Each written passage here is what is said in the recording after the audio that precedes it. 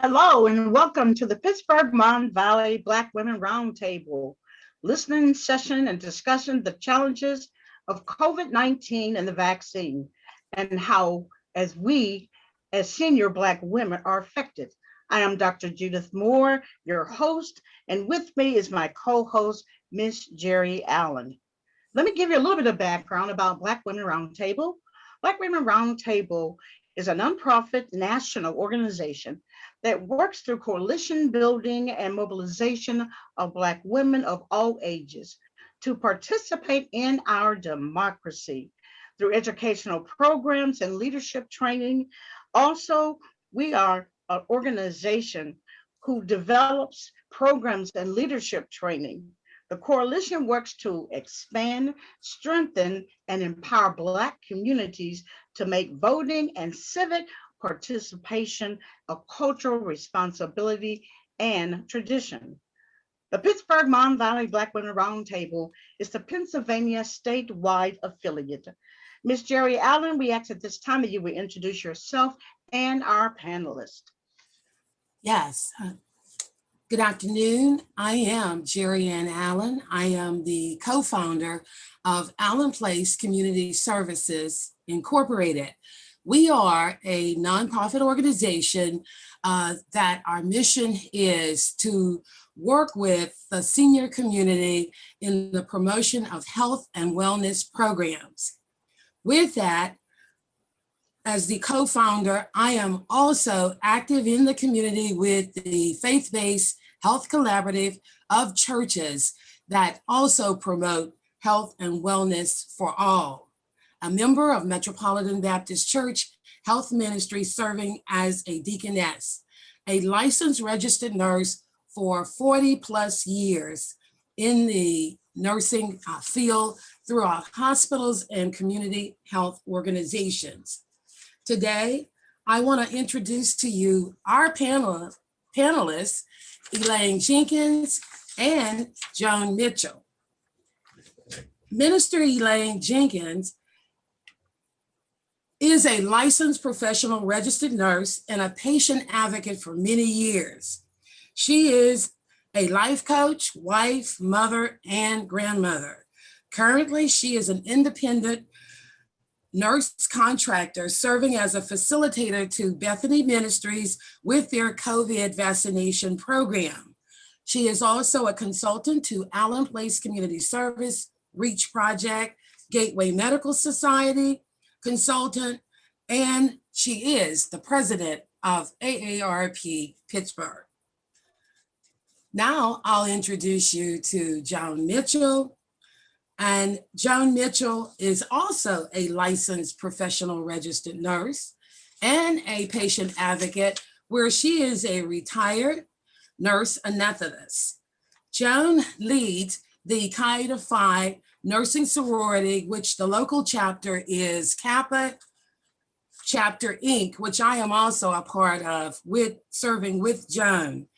Joan has had more than 40 years as well in the nursing professional. Currently, Joan is nurse consultant to Allen Place, working with the REACH Project. And REACH Project stands for Racial Equity Approaches to Community Health. Joan is a wife, mother, and a grandmother, and continues to serve diligently as she is a deacon. I don't know if I said deacon at Mount Eric Baptist Church.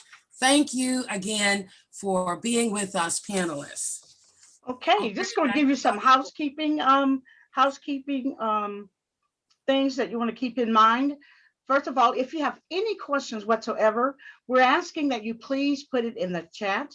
And as we ask some of the questions of the panelists, or as Ms. Jerry Allen will be asking certain questions, if you would like to respond, please put those things in our chat.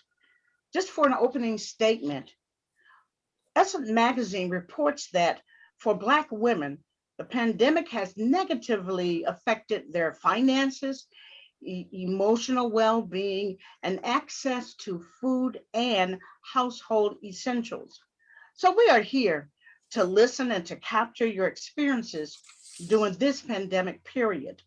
Now I turn it over to Ms. Jerry Allen for opening statement and for panel discussions. Thank you, Reverend Dr. Judith Moore, and thank you again for asking me to participate in this great conversation workshop. For I also thank the Black Women's Roundtable for hosting such a wonderful event, allowing us this opportunity to make a difference in the lives of so many people. This morning, I share that healthcare is a human right and government has a critical role to play in shaping the elimination of health disparities in how we live, work, and play. Too many unrecognized essential workers like women serving as caregivers are living in fear as they are helping ensure their sick or older person will have someone to care for them. The work is escalating as we move into another year of COVID-19 challenges, especially barriers to vaccinate the homebound. It is important to all of us as African Americans to know how to not let our people perish for the lack of knowledge. Now, I will bring on our panelists, Elaine Jenkins and Joan Mitchell, as they will actually present to us on some of the things or conversations that are happening in our local communities. Ladies, first, Elaine, I want to ask, I'll start with you and then go to Joan as you appear here on the screen. Many of us have been affected by COVID-19, either ourselves or someone in our family. And as you are speaking, I'm going to ask our audience if you will go to the chat box and put how has COVID-19 uniquely affected you personally. Elaine, if you want to share some of your experiences with COVID-19. Thank you.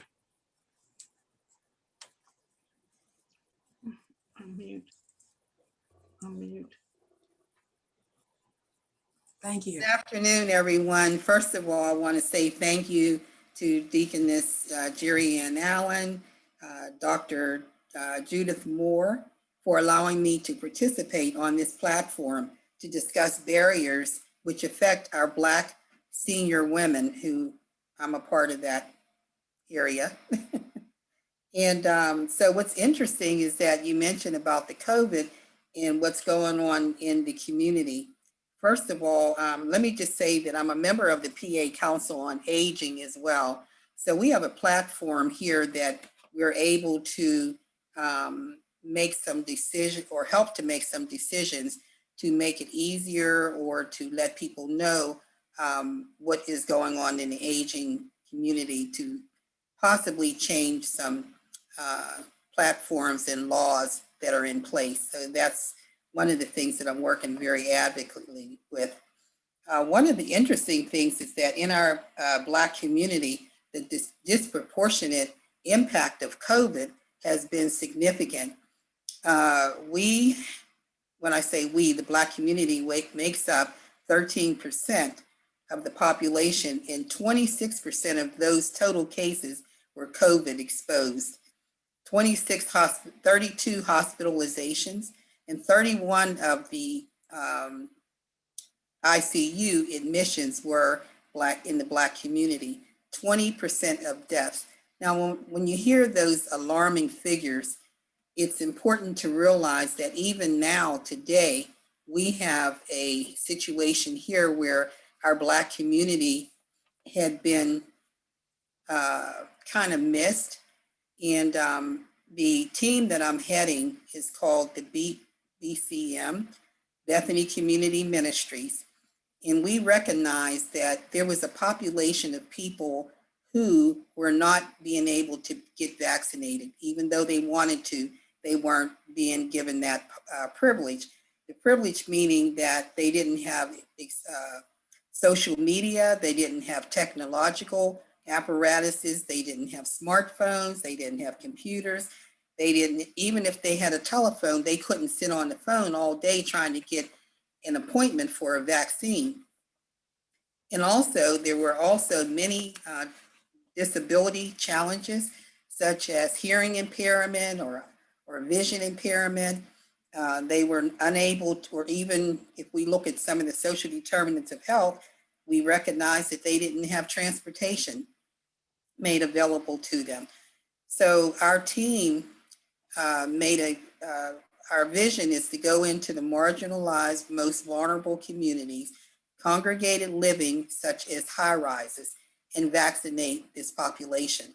And this is what we've been doing for the last several months. We've actually started in December, and we started with the flu vaccines.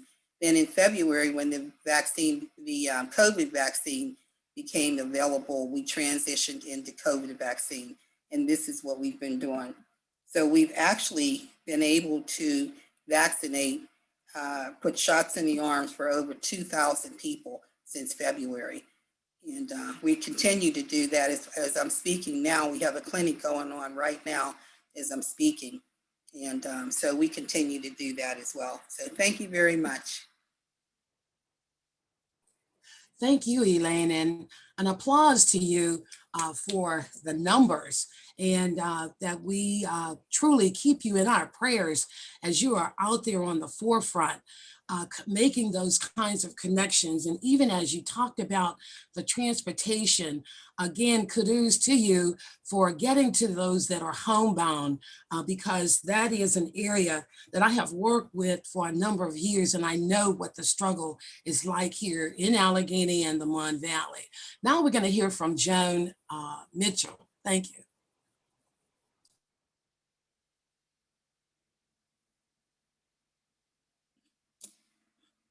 You're muted. Sorry. I said, thank you, Jerry Allen, and thank you to Dr. Moore and the Pittsburgh-Mon Valley Black Women's Roundtable. Thank you, fellow panelists, Elaine, Jenkins. And it is a pleasure to be here this morning. And to answer some of your questions about the pandemic and how it has negatively affected our finances, our emotional well-being. As you know, COVID-19 has led to dramatic loss of human lives worldwide. And it presents an unprecedented challenge to public health, food system, and employment. Tens of millions of people are at risk of falling into extreme poverty, while undernourished people steadily rise. And because of loss of income, you have your unemployment going up, people are unable to feed themselves, and they're unable to feed their family. So no income means no food or less nutritious food. You also have head of households who died from COVID-19. So food security and nutrition are under threat. Unemployment or low wages, you fall into malnutrition, poor health, lack of safety, as well as other types of abuse. And I can attest to that because I have a son who is in Tennessee and has a very good job, but has continued to get laid off, go back, laid off, go back. And then what you see with that is now he is unable to keep a steady income.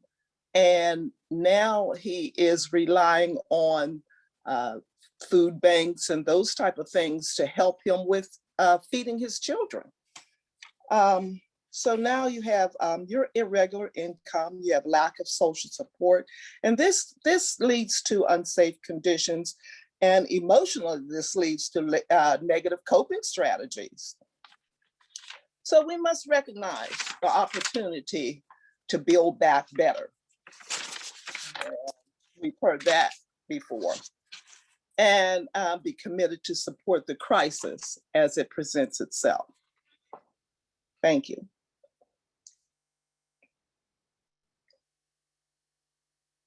Before we go on to the next question, there's question in the chat, and it says, I want to know what happens if you get the vaccine and you are exposed to COVID.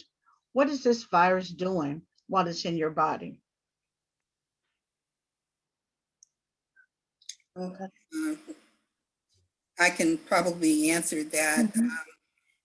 One of the things that the vaccine, and everyone has to keep in mind, that the vaccine helps to keep you out of the hospital with severe symptoms and keep you from dying. Because you have the vaccine does not mean that you cannot be exposed to COVID, okay? So we want to make that clear. A lot of people, and that's why education is so very important. You'll have to maintain the same CDC guidelines that you did before you had the vaccine, meaning that you still have to do the sanitizing, the mask wearing, and you still have to do the social distancing as well, because you can, it can lead to COVID symptoms as well. But one of the things you want to make sure you keep in mind is that the vaccine helps to keep you out of the hospital and prevent you from dying. Yes. Thank you. Also, to add to that, Minister Elaine, we want people to understand that it does not mean you need to take your mask off, that you need to continue following those safety precautions regarding COVID-19. And that has to do with hand washing, still doing the social distance piece, and truly wearing that your mask. And you want to also be concerned about any changes in your health status, that it's okay to call the physician. Don't be afraid. There's so much fear around even notifying the medical supports that we have, that it's very important that you notify your healthcare physician. If not, there are local health clinics that are available. And so seek out those numbers from some of the resources that you see presented here today. Thank you.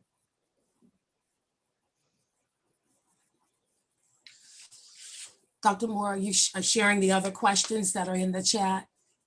I don't see any other questions. There was a statement that was made that it says you're right to call it a privilege, because they said they received the vaccine, but they had to travel all the way to Erie to receive it in early March.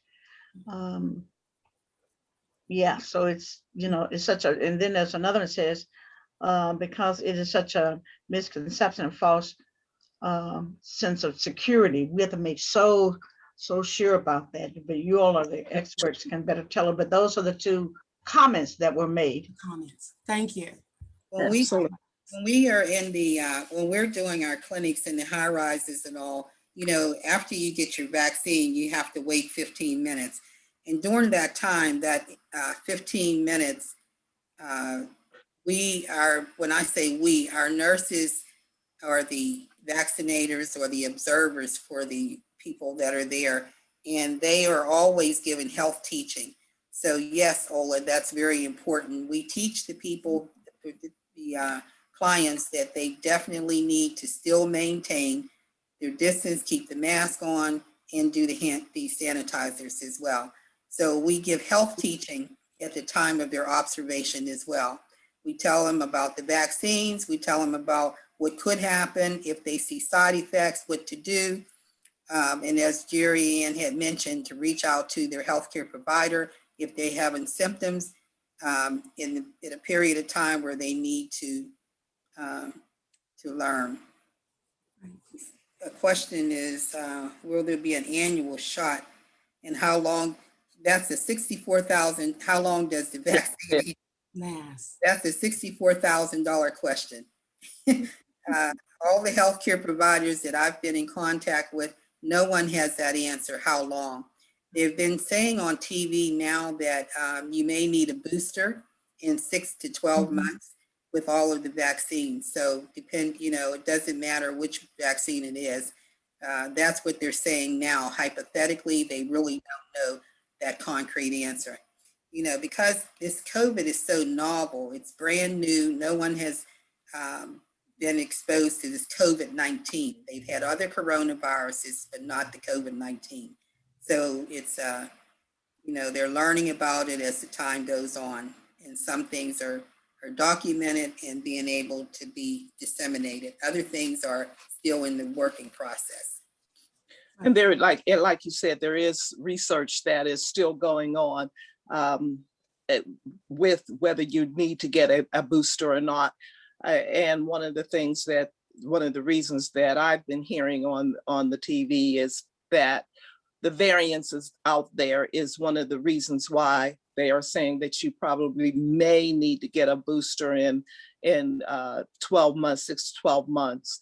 So I think that is one of the things that they're looking at this time. And then going back to what Joan, what you had shared with us about the living wage jobs and that how this has affected us in terms of being affected by the COVID-19. And we know that a number of African Americans have been affected because they have been on the front line. Absolutely. With jobs in grocery stores and even in the healthcare arena, as we even look at the status of our nurses as well, that we're on those front lines where constantly we are doing 12 hours. And I think as you had stated in a recent news release about the stress that as nurses being on that front line, how we have been truly exposed to the COVID-19. Mm-hmm. Yes, I thank you. And for me, it has been isolation. That has played a major role during this challenge. I mean, this is a year that we have, for me, have not been a part of what I consider my social and my religious outreach. And for me, my church is my family. And so we have not gathered in our sanctuary for a year.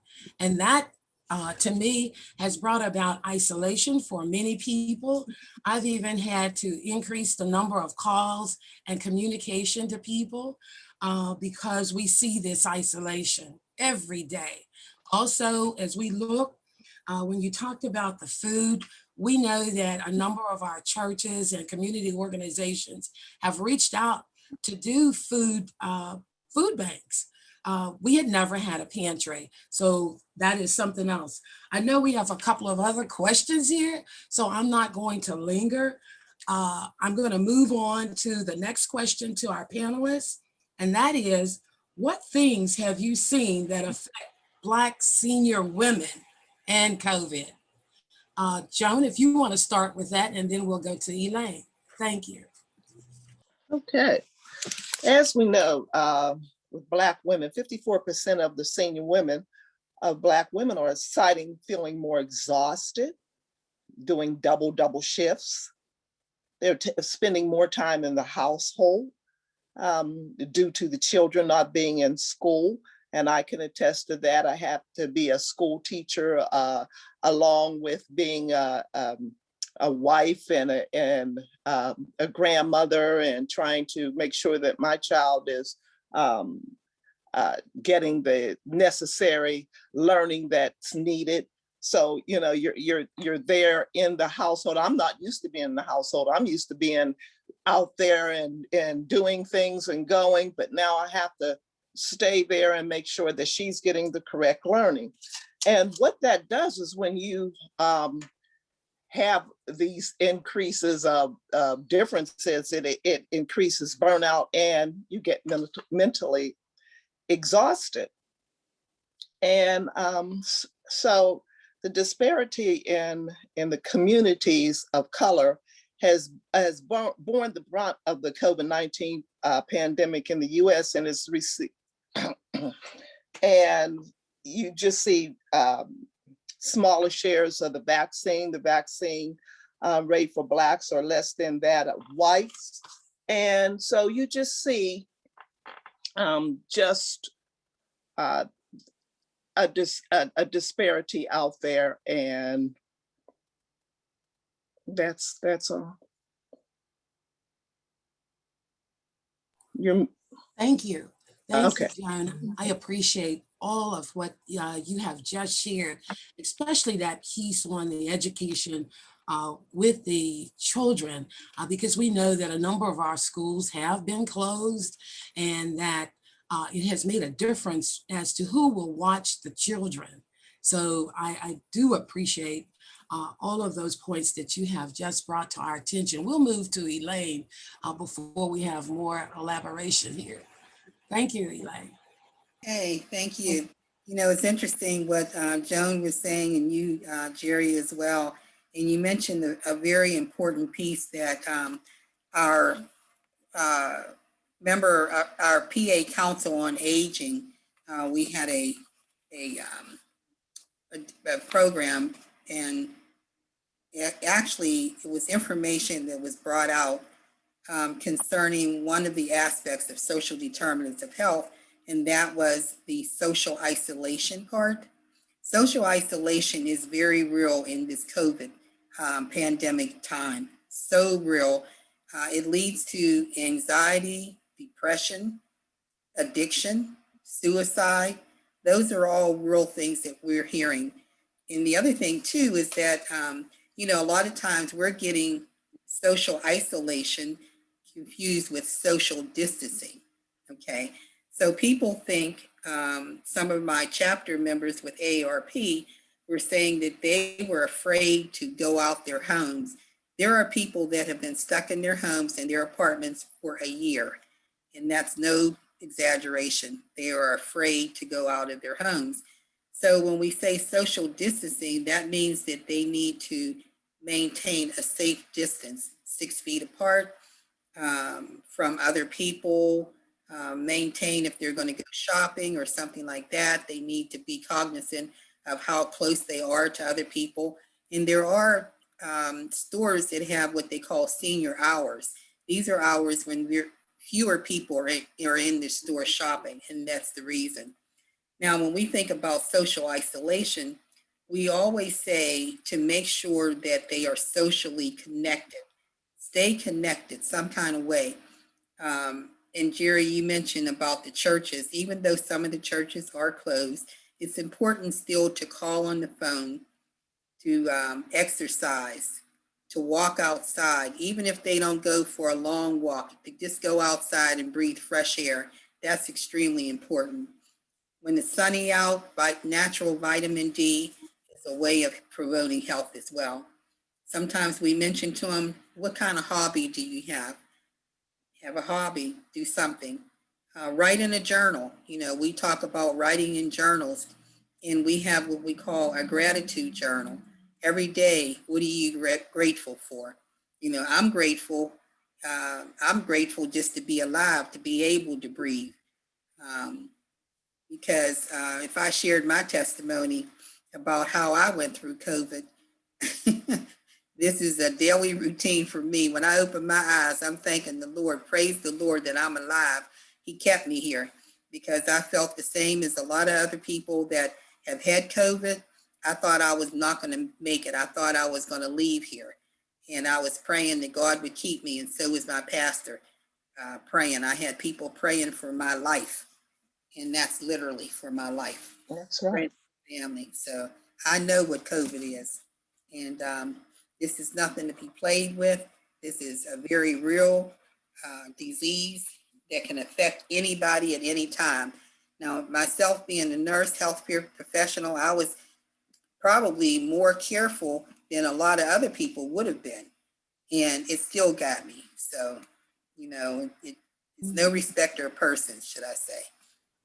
And so those are some of the issues that we talked about. We also have, and I'm just going to mention this briefly, we have like a phone tree.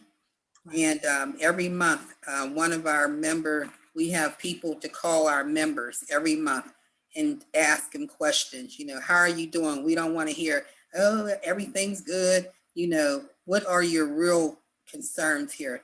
Do you have enough food? Have you talked to someone?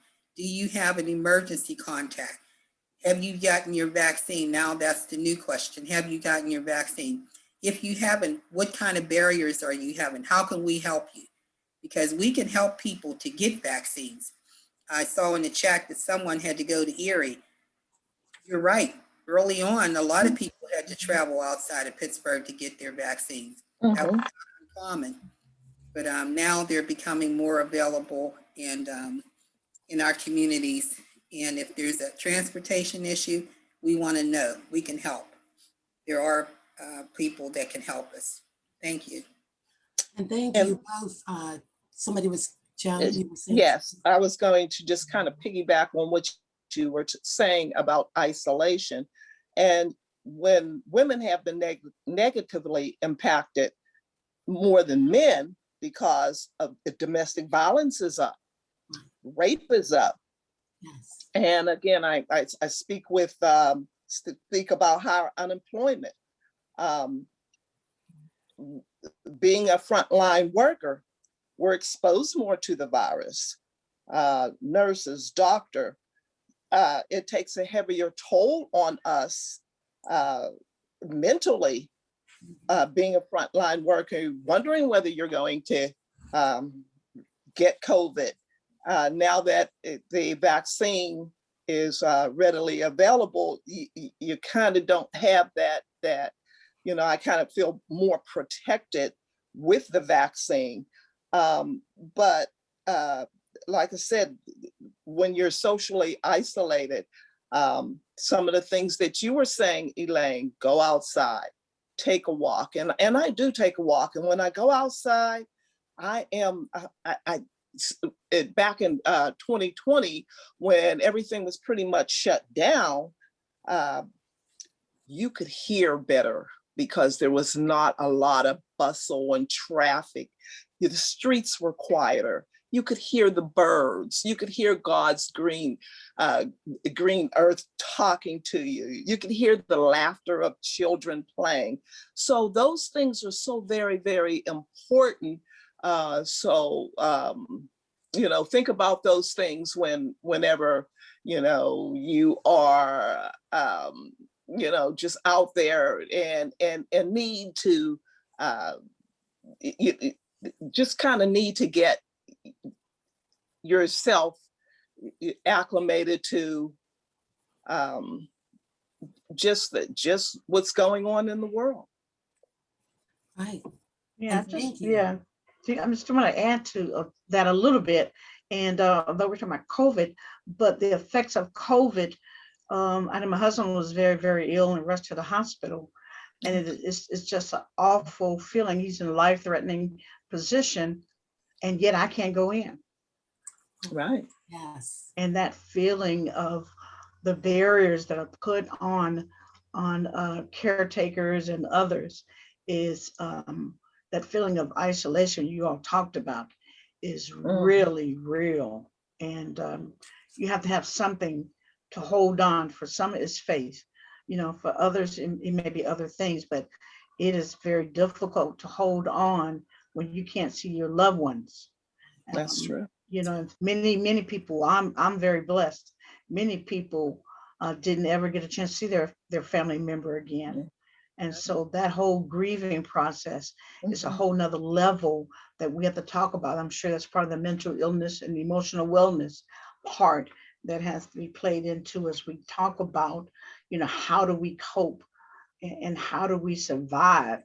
Even not even anything, just survive it. How do we survive it? And what skills we need to know, or what we can do as a collective entity to address those needs.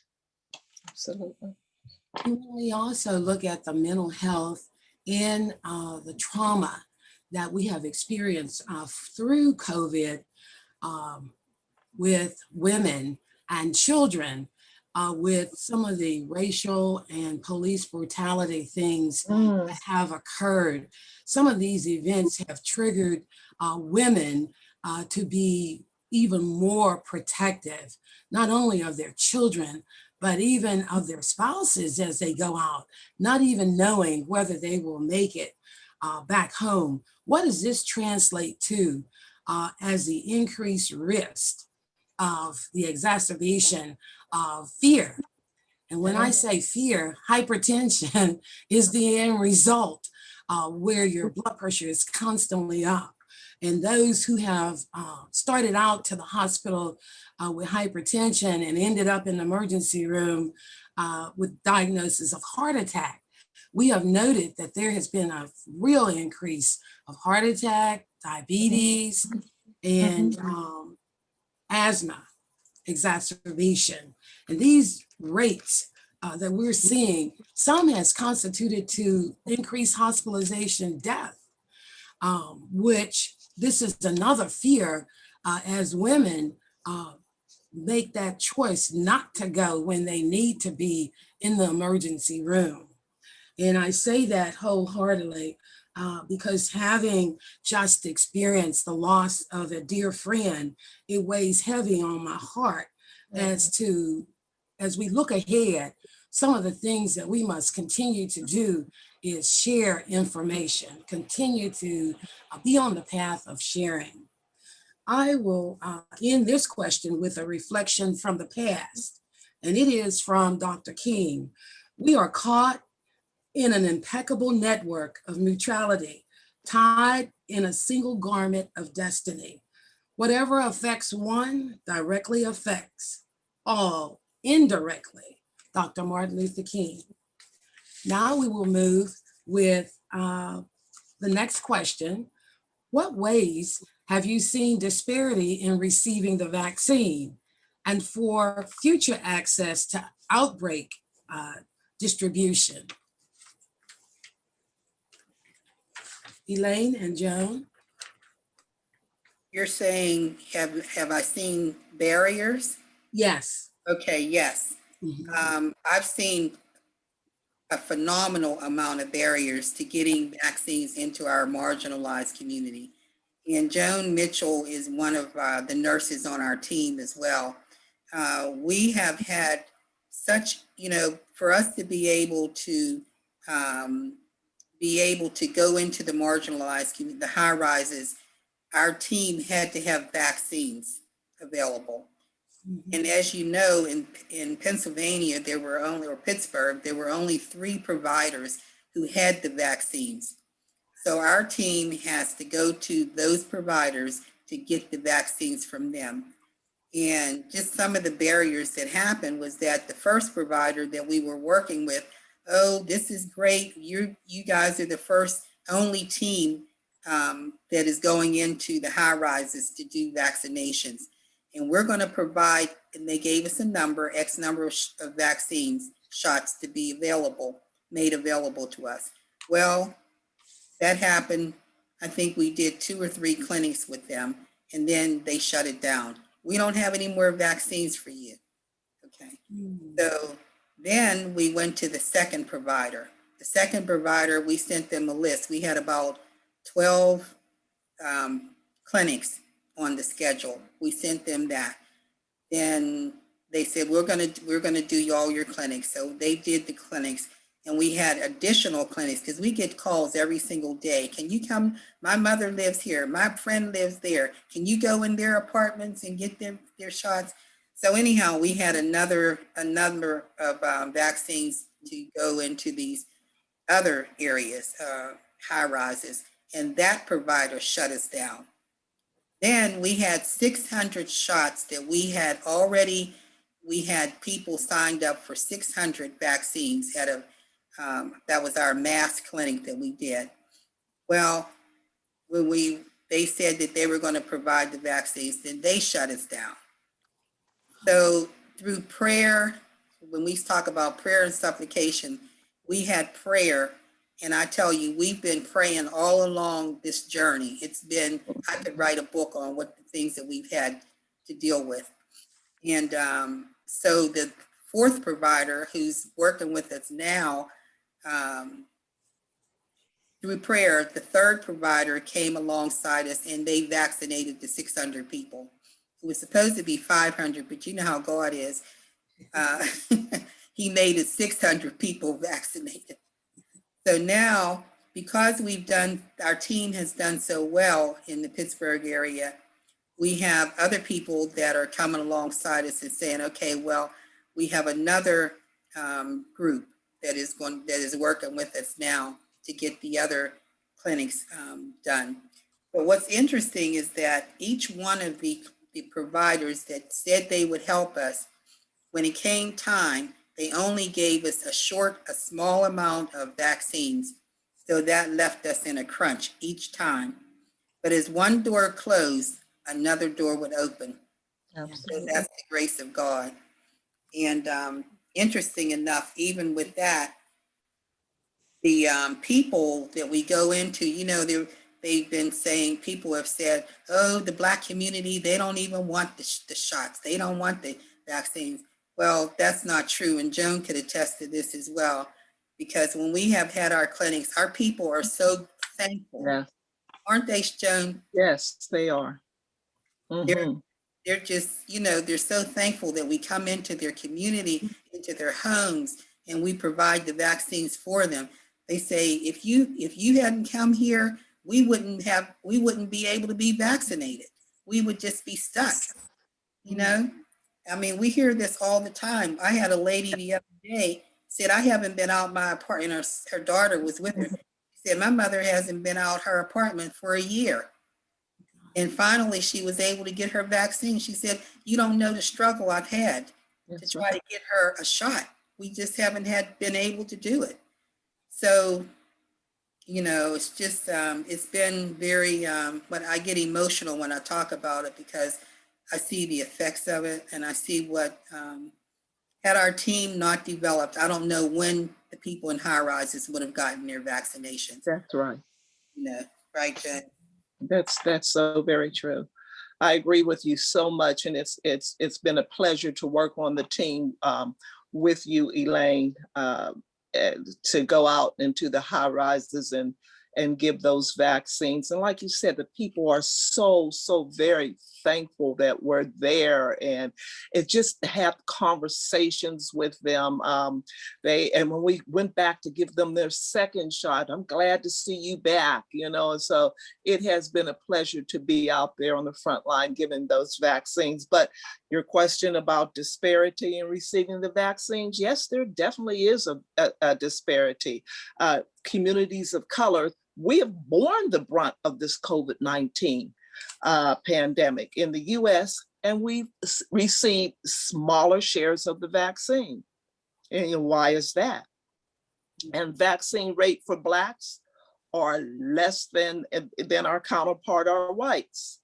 The Blacks compared to their white counterparts, one of the reasons they are saying that we are not getting the vaccines and not getting them out is because we don't have the internets that the whites have, and it's we're unable to make online appointments.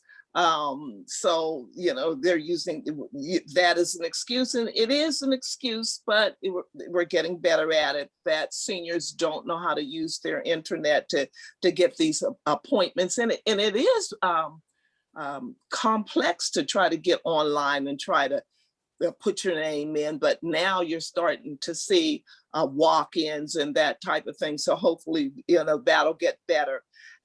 Work schedules, they're not flexible enough to let you go out and be able to get the vaccine. Transportation to these sites. I know that I was talking to a lady, a white female, who said that, I forgot, she had to go like 30 miles to get her vaccine, and we can't even go down the street to get the vaccine.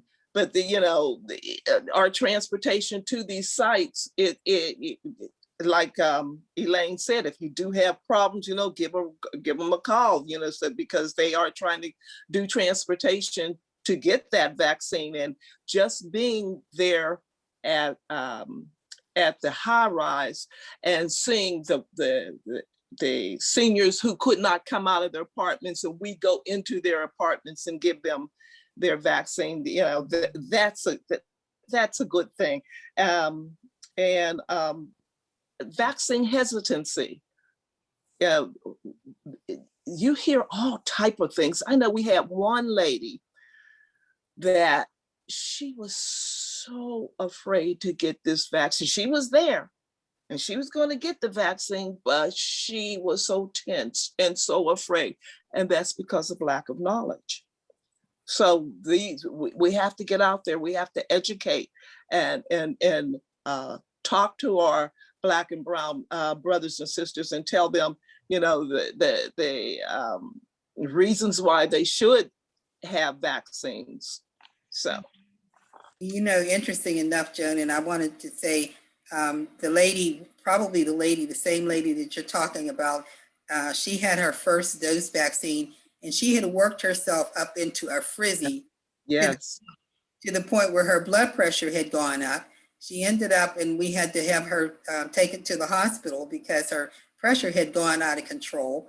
And so to make a long story short, what happened when she came back for her second shot, her daughter had one of her friends to come with her for a second shot.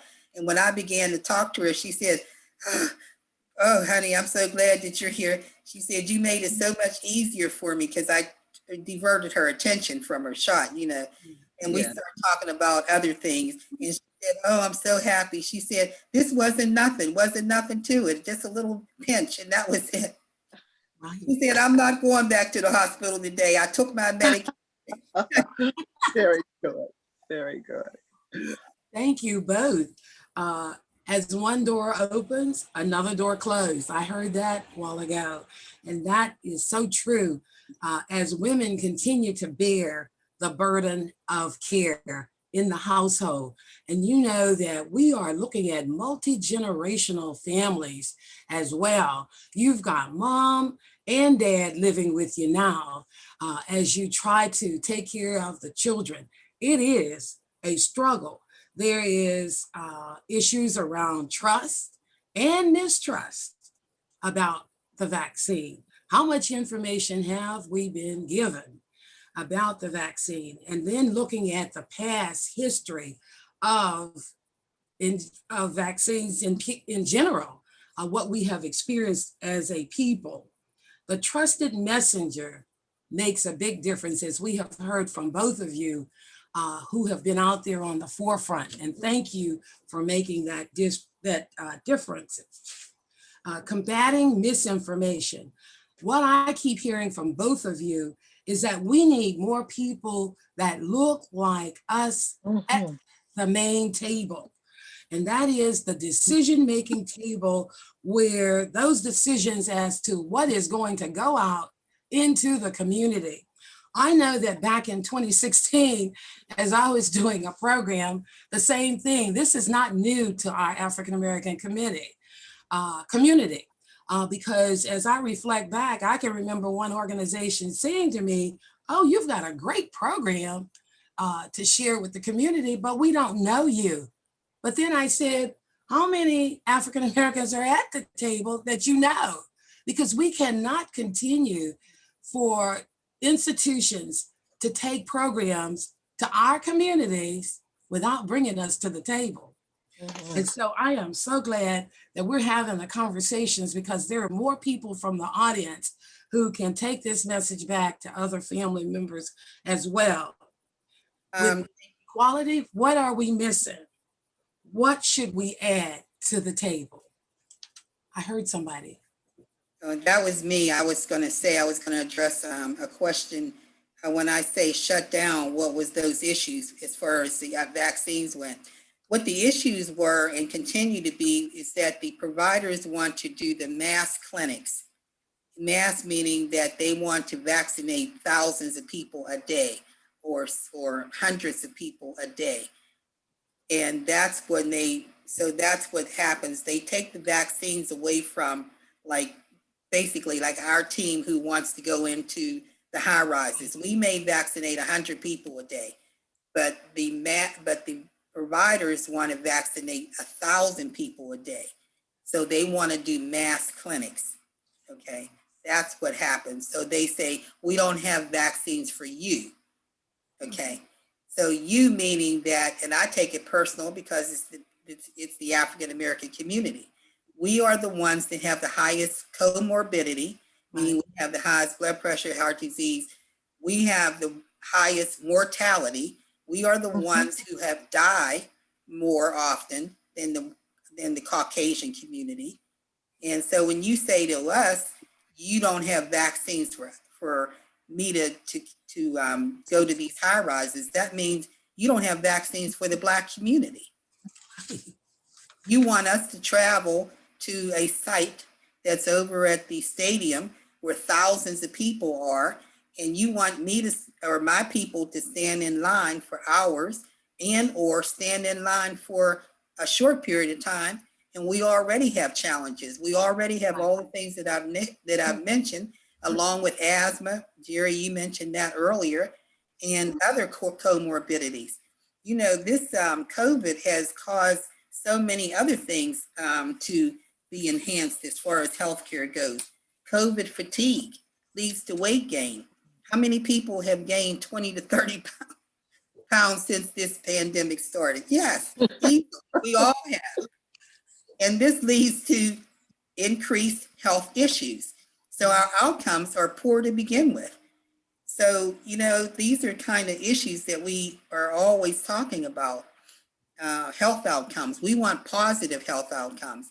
And how can we get it? If we can get the vaccines, we can get our people vaccinated, they will feel more comfortable walking outside or going to the mall or whatever, you know. Yes. Yeah, thank you, Elaine. And I just want to add that we get that panic attack that we, in fact, initially when COVID first started, we had such a panic. We were grabbing everything off the grocery store shelf. Here we have in my household diabetics. So what do? We go to the store because there's a chocolate cake left, but we needed bread. We got the chocolate cake because it was left on the shelf. So we've got to do some things better. And in terms of knowing, and we've got to be coaches to each other. And this is where we are in terms of some of the racial equity, health things that we're doing in the community. And before we leave today, we will get to our last question. And that is, some people have decided not to take the shot. And what is your opinion? And before you, Joan or Elaine, answer, I just want to share that I do have a friend, and my friend has a dog, and the dog's named Lucky. And our friend was walking along with Lucky, and our friend, we said, oh, we got our second shot.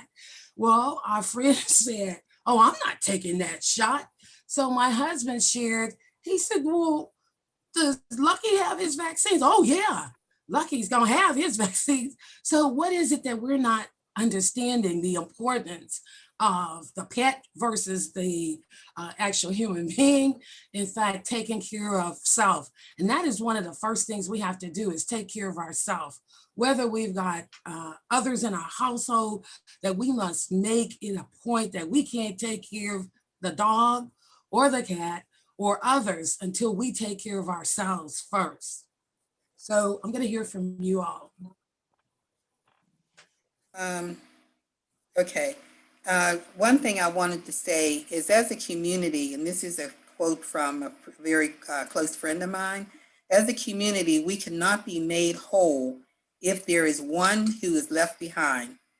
It is incumbent upon us as healthcare workers and faith leaders to look at how we can bring everyone up to equal levels of health and well-being.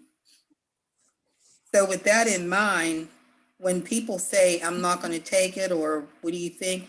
I ask them, what other alternative do you have? Right. Yes. And I leave it at that. Okay. Joan? And during this COVID pandemic, specifically from March 2020 to November 2020, 6 months, the life expectancy of African Americans throughout the country fell by 3 years, from 72 to 69. So I just want you to kind of take that in for a minute.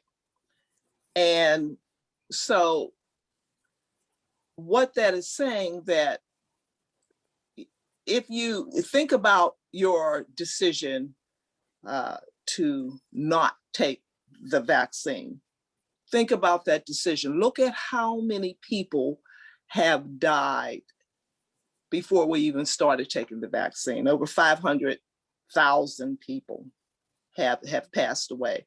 And since the vaccine in our age group, you're not seeing that many people, dying. You're seeing in the different age group, like in 30s, 40s, that is going to the hospital, that is now contracting COVID-19.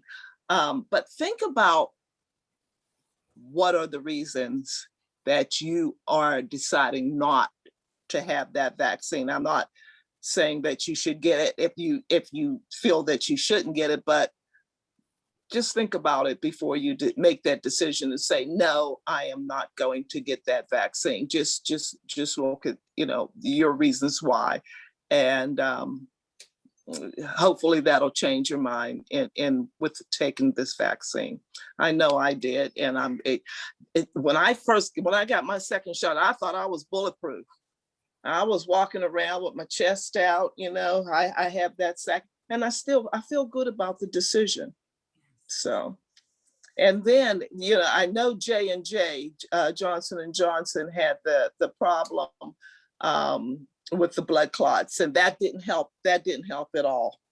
But even if you look at that, the people that took the shot versus the 6 people that died from the shot, it's still a reason why you want to take the vaccine. Can I just answer a question, I think in the chat, Ola, she said, are people getting help to pay for COVID-related expenses? I thought I heard something of FEMA covering expenses, or is that just for death? Just to address that, that's only for death. If you know someone who has died from COVID, okay, you have to have documentation for that, and you can receive up to $9,000 for each death. Okay, so that is through FEMA, and they do cover up to $9,000 for a death, not if you have the related expense. Because I wanted to get I called my insurance because after I had COVID, it affected my hair, and I called my insurance company to see if they would provide some type of a hair treatment or a wig or something for, and they told me no, they don't have anything like that. So unfortunately, but the FEMA is for death only. Thank you. And the reason I know, my granddaughter works for FEMA, and they are currently now taking calls, and thousands of calls that are coming in every day on FEMA with COVID related deaths. Thank you. And thank you both, Joan and Elaine, for all of those resources that will help us to magnify our sense of database information and knowing where to turn in times like these as African-American, Black and Brown females. I truly thank you. One of the things I will end with is economic and racial justice is the unfinished business of the civil rights movement.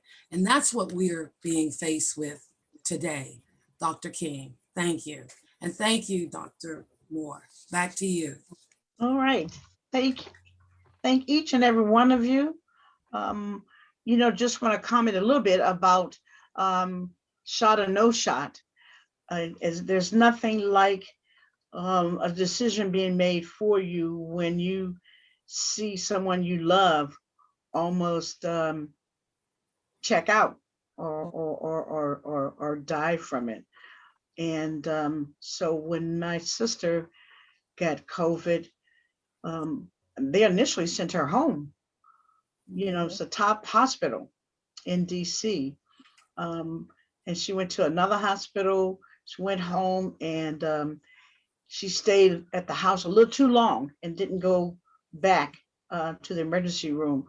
And because of her trust that she was okay, she just needed to ride it through, she almost died from it. Mhm. And just having to, I mean, you know, so we can pray, but we have to also know we have to put legs on our prayers. And so that was a testimony for our family to get COVID. And, you know, I respect everybody's opinion to get it or not get it, because it's not for us so much to judge it. But if you're concerned in making sure that it's just another element just to make sure possibly we can avoid having it, you know, then you need to consider that for your family and for yourself. But I thank you for all the information. I was just getting ready to put in FEMA to make sure that people who family have expired from COVID, that they can seek some kind of financial support. And if there is other organizations, I know AARP, if there's some literature that you have that we can send out or place out on social media, my sister Elaine, we'd love to get that information from you or from Joan to let us know that so we can inform our communities and our people what's going on and where they can turn to if they need additional support. So at this time, I just wanted to thank Sister Jerry and Alan. We connected some years ago, and no matter where we are, no matter what we're doing, we always connect to each other, resources, and want to continue to have that relationship as we continue to make an impact on our individual communities. Also, Sister Elaine, know you for a minute or two. Thank God for you and the ministry and the work you're doing on the front line. You know, there's a lot of people talk about what to do, but there's a lot of people who've experienced the COVID themselves and still have the energy and the knowledge and support and the love for their community, that you would still go out and do that work. And Sister Joan, thank you so much for all you do on the front line and all that you're doing for your community and for your people. All of us, thank you. We give blessings to each and every one of you. And once again, I said, dare we ask that each person will have a closing remark, maybe a sentence or two as your closing remarks at this time. And then I will come back and we'll end our discussion. We'll start, Reverend Dr. Moore, with our panelists first, and then I will end and back to you. Okay. Sister Elaine? Sorry, what was the question, Jerry? Yeah, closing remarks, just closing remarks in terms about, yeah, COVID, the vaccine, and its effects on senior Black women. Okay. Yeah, my closing remarks are widefold. When I say that, that meaning that it's extremely important that you're educated. If you need to read resources, you can go to the CDC guide, CDC website, also aarp.org/caregiving. There's a whole lot of information and resources there. We also have a clinic coming up to Thursday, which is located in our in our community. It will be at the East End Cooperative Ministries, which is located at 6175 Harvard Street, which is located in the East Liberty area, 15206. And we will be vaccinating there from 10 to 3. Okay. I can share the poster. I'll send it to Dr. Moore. Yes, thank you. To share, because there's so many people that still have not been vaccinated. I guarantee you, I don't care what the word, I mean, the news media says, there's a whole conglomeration of people who have not been vaccinated, especially in our communities. And we will possibly be in McKeesport tomorrow. I'm waiting now to get finalization on that. And if possible, we may be in McKeesport. there's a high rise there, I think, Mhm. that have not, no one has reached out to them as well. So we're going into various areas as well. So everyone stay safe and stay safe, stay positive and test negative. I know you're right. Stay positive and test negative, that's it. And my closing remark is, if you're still on the fence about whether you should or should not get the vaccine, you may not want to make that decision on your own. Talk to your primary physician, talk to your religious leaders. They can help you, with that decision, your family members. Look in and get knowledge on the COVID-19. If you need educated, there's so much knowledge out there now that will help you, make that decision to get or not to get the vaccine, what's safe for you, and continue those mitigating strategies. Keep your mask on, wash your hands, stay socially distanced, and just keep you in our prayers that all will go well. Thank you, everyone. Thank you, panelists, Reverend Dr. Moore. I thank you for just having this conversation today. And to our audience, I am grateful to each and every one of you for participating as well. I see you as the messengers back to the community. We have experienced today anything but ordinary. And I say to you that there are 3 S factors. It is the science of this virus, it is the spirit of the Lord, and it is to keep our families safe. Those are the 3 S's that I bring to you today as we navigate this maze of the virus. And we will be sharing, each and every one of the panelists and myself will share with Reverend Dr. Moore information that will be sent to her to share on her website. Last but not least, I must say that I am so proud that we are also looking at ways to get food into our communities. If you have a question, I'm going to also put this information on Allen Place website as well. We may not be able to provide food every day, but we are making strides to provide food at least once a month.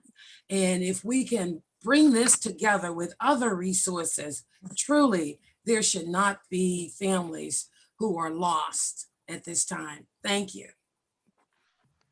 All right, and I thank you, I think Dr. Is that Yvonne? Thank you so much for posting that in our chat, some additional information. I'll leave you with this quote: "You are braver than you believe, and stronger than you seem, and smarter than you think." On behalf of Pittsburgh-Mon Valley Black Women Roundtable, we say thank you so much for listening. We hopeful that it has been helpful to each and every one of you. And this is just the first and not the last. Thank you, panelists. And thank you, my co-host, Sister Jerry Ann Allen. Have a great afternoon. Thank you. For inviting us. Thank you.